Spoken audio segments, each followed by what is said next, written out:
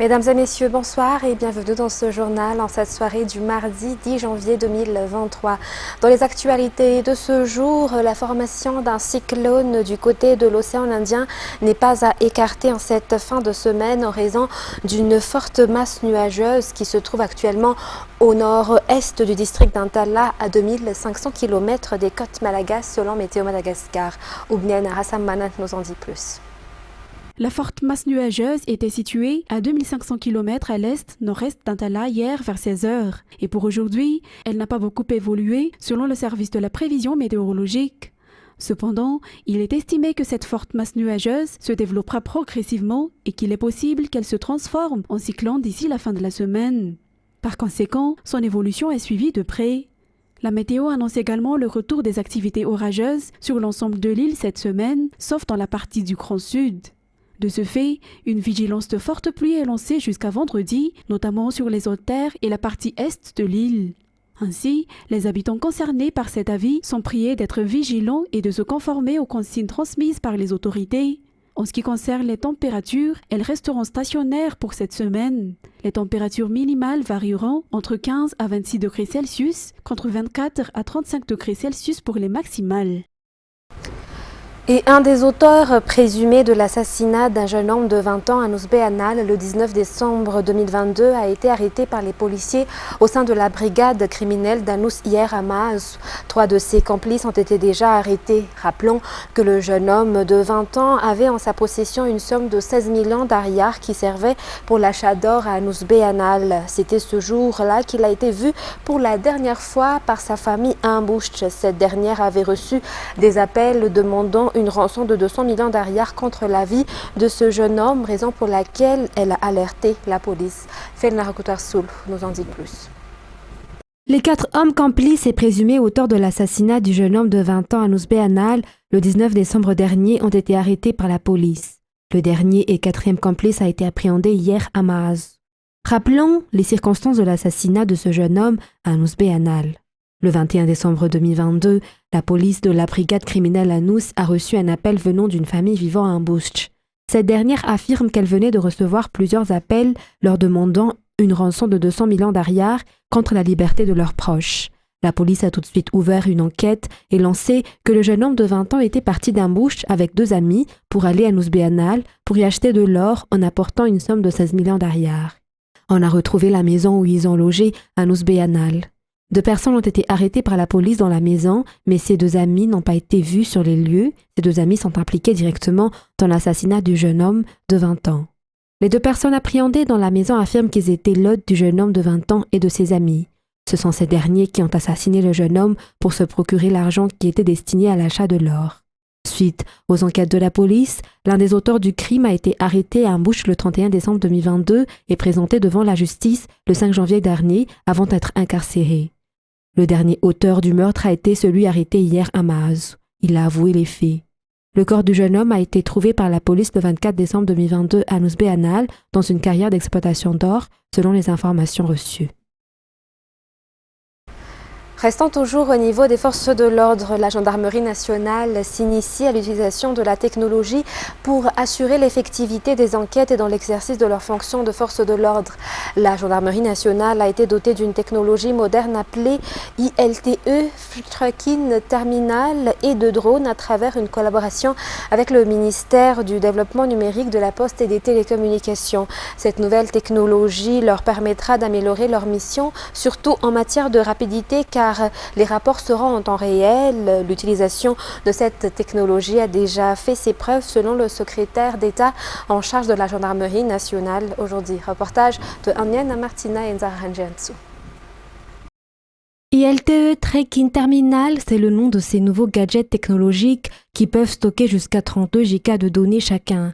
Il y a également le drone qui est utilisé avec ces matériels à travers la synchronisation des images en temps réel. Il ne s'agit pas seulement de voix, puisque les gendarmes peuvent maintenant se communiquer en vidéo par l'utilisation d'un réseau indépendant mis en place par l'État. Ils peuvent être ainsi utilisés dans les endroits les plus reculés de la grande île. Ces nouveaux matériels dotés d'intelligence artificielle permettront de bonnes performances au niveau de la gendarmerie nationale en matière de rapidité, entre autres. Toutes les opérations seront de plus en plus transparentes à partir de maintenant selon les explications du SEC. Il a déjà été utilisé et a déjà fait ses preuves depuis leur acquisition selon les explications.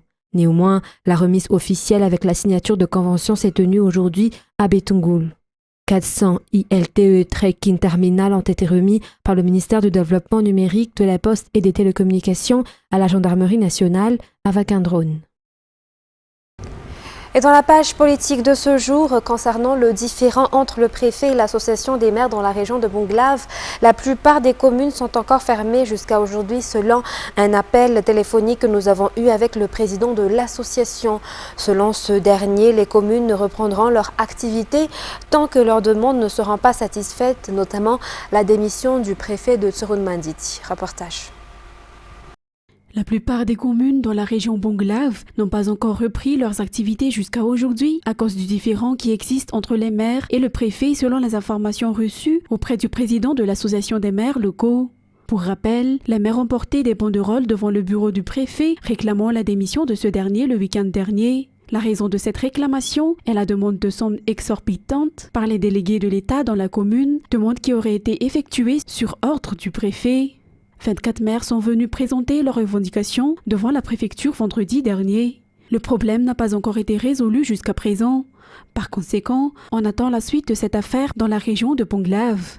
Par ailleurs, le préfet local a également déclaré qu'il a déjà fait un rapport auprès de son supérieur hiérarchique concernant cette situation.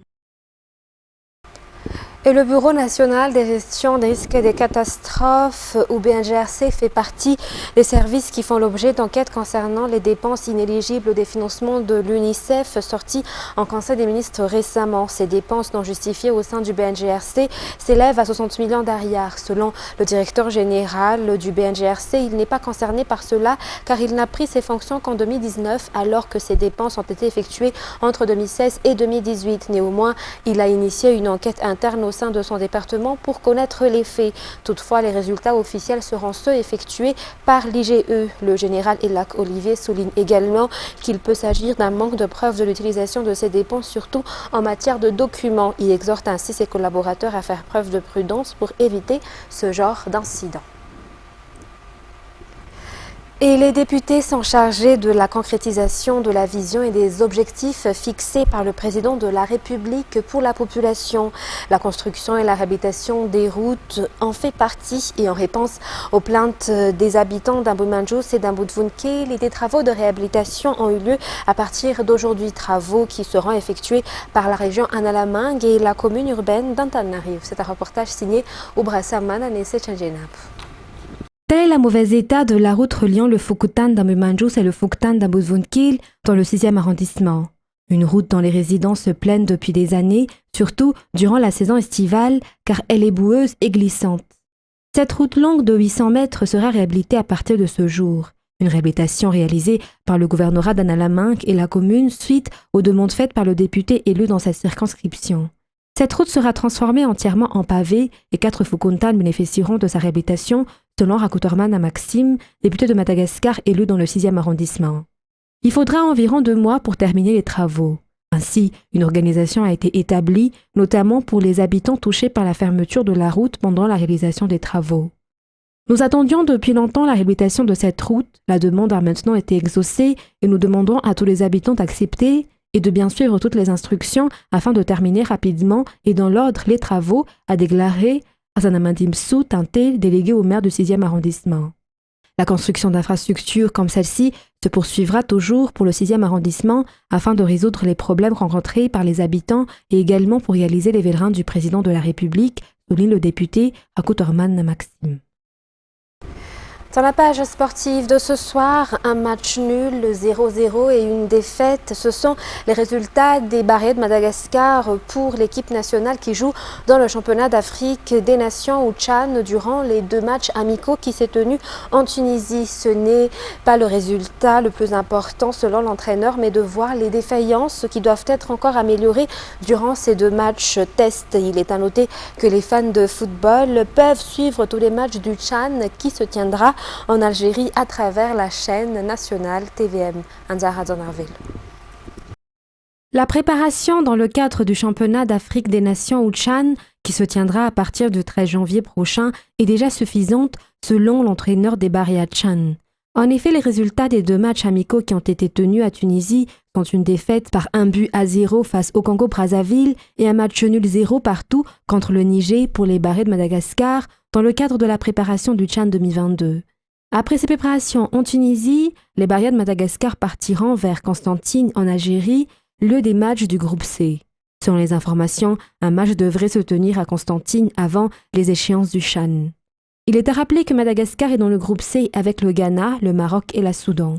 Le premier match pour ce Chan qui débutera le 13 janvier en Algérie pour Madagascar est celui contre les Black Stars Ghana le 15 janvier. Le deuxième match sera contre les Lions de l'Atlas Maroc le 19 janvier prochain et le match des éliminatoires de groupe sera contre le Soudan le 23 janvier. Tous les matchs du Chan seront diffusés sur la chaîne nationale du fait que Madagascar fait partie des 18 pays qui sont en lice dans ce championnat d'Afrique des Nations. Dans les actualités internationales de ce soir également, une quinzaine de personnes ont été tuées dans des affrontements avec la police lors de manifestations réclamant le départ de la présidente péruvienne Dina Boluarte hier à Jualica, France 24. La colère gronde toujours au Pérou et une répression sanglante s'abat sur les manifestants. Pour la seule journée de lundi, une dizaine de personnes sont mortes lors d'affrontements avec les forces de l'ordre, obligeant la présidente contestée par la rue, Dina Boluarte, à réagir. La situation du pays exige un accord national. Mettons les choses au clair et trouvons des accords concrets sur la façon dont nous voulons gouverner le pays. Depuis sa prise de pouvoir il y a tout juste un mois, les manifestations appelant à sa démission se multiplient et ont déjà fait plus de 30 morts. Nous demandons à la présidente Dina de démissionner parce que vous, Madame Dina, vous êtes une meurtrière, beaucoup de gens meurent à cause de vous. Vous devez accepter que le peuple ne veut pas de vous. À l'hôpital où les blessés sont pris en charge, ce médecin fait part de sa colère. Je lance un appel au gouvernement. Comment est-il possible qu'il y ait autant de morts ? À l'origine de cette situation explosive, la destitution de l'ancien chef d'État Pedro Castillo le 7 décembre dernier. Accusé de coup d'État après avoir tenté de dissoudre le Parlement pour gouverner par décret. Incarcéré, il risque jusqu'à 10 ans de prison. Pour apaiser la situation, le gouvernement s'était déjà engagé à avancer les élections de 2026 à avril 2024, sans parvenir à calmer les manifestants. Autre stratégie ce lundi, avec l'interdiction d'entrer sur le sol péruvien de l'ancien président Evo Morales, accusé de semer le chaos en soutenant les manifestations. En 5 ans, Dina Boluarte est la 6e à occuper la présidence du Pérou, un pays qui connaît une crise politique permanente sur fond de soupçons de corruption. Et rappelons qu'au Brésil, les pro-Bolsonaro qui ont envahi les lieux de pouvoir à Brasilia hier ont tout saccagé sur leur passage, y compris des œuvres d'art à la valeur inestimable. L'Institut du patrimoine historique artistique national a profondément déploré les dégâts occasionnés lors de cette attaque. France 24 nous en dit plus. Ce 8 janvier restera désormais dans l'histoire du Brésil comme l'acte antidémocratique le plus barbare que le pays ait connu depuis la fin de la dictature militaire il y a moins de 40 ans. Après le choc, place à l'action, l'heure est à la justice de suivre son cours. En cellule de crise, tout ce lundi avec les plus hautes autorités du pays, le président Luiz Inácio Lula da Silva a annoncé faire de sa priorité la recherche des coupables et de ceux qui ont financé cet acte qualifié de terroriste. Plus de 1500 putschistes pro-Bolsonaro ont été arrêtés. La plupart faisaient partie de ces groupes de radicaux favorables à une intervention militaire contre Lula et qui campaient devant les sièges de l'armée brésilienne dans la capitale, Brasilia, et dans le reste du pays. Les chauffeurs des bus qui ont conduit les manifestants à Brasilia ont été identifiés. Certaines photos d'envahisseurs de la place des Trois Pouvoirs circulent sur Internet pour essayer d'identifier les coupables.